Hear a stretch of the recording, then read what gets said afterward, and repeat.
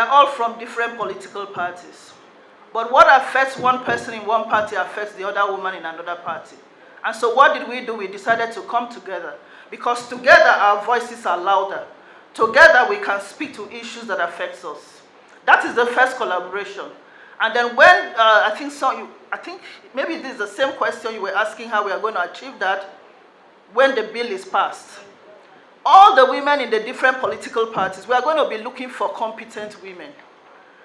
It's not a tea party.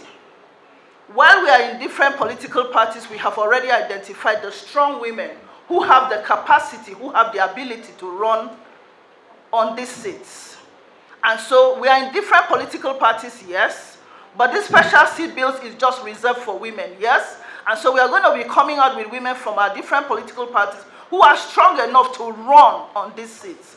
And at the end of the day, we will have one woman coming out to represent all the women when they are voted in for. As the President has said, that is the main reason why we have the National Women Leaders Forum of political parties. As you can see us seated here today, all political parties are being represented, and we discussed, even though this we are also going to discuss it later at our meeting coming up today, that among ourselves we know who are the strongest women of integrity, those who are going to take these seats when it is passed into law.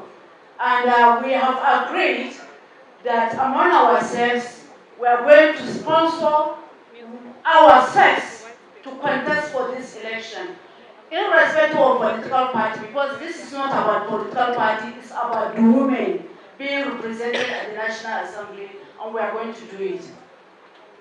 The third question came from Kini, this daily newspaper.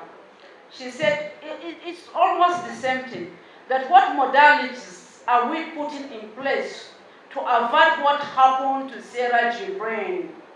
That's A. B, if the bill is not still true, what else? Okay, you know, people have made reference to Sarah Jubril. But what we want to do now is, just like the men or the, when you are in politics and you want to vie for a position, you don't sit back in your house. You have to go out, you have to campaign. You have to let the people know that you want to run for this particular office. You have to go, if it is in a state, you have to go through all the local government areas, creating awareness. And I think in her own case, like someone mentioned, she didn't go around all the states. So not many people knew she was running for that office. And so we are doing something different. For all the women we are going to be bringing out, first of all, you have to come out and let the people know you're running for a particular office. And then you have to go on for the campaigns.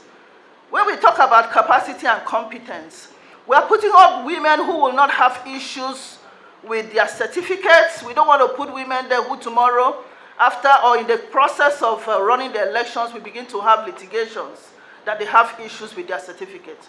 We are going to scrutinize all the women who want to run. And after doing that, we put them forward. And of course, you know the political parties will be sponsoring them. So we are putting our best foot forward, having fought for these special seat bills for all these years. All the women will be out there. They will have to go for campaigns. They will have to come out with their manifestos. Everything you're needed to do as a politician, the women have to do it. So that way everybody knows that you're running for an office. We are not going to be going behind or stand behind a woman who is not ready. You just have to be ready. We are all politicians, and we know how we play this game. Thank you. She wants to add me.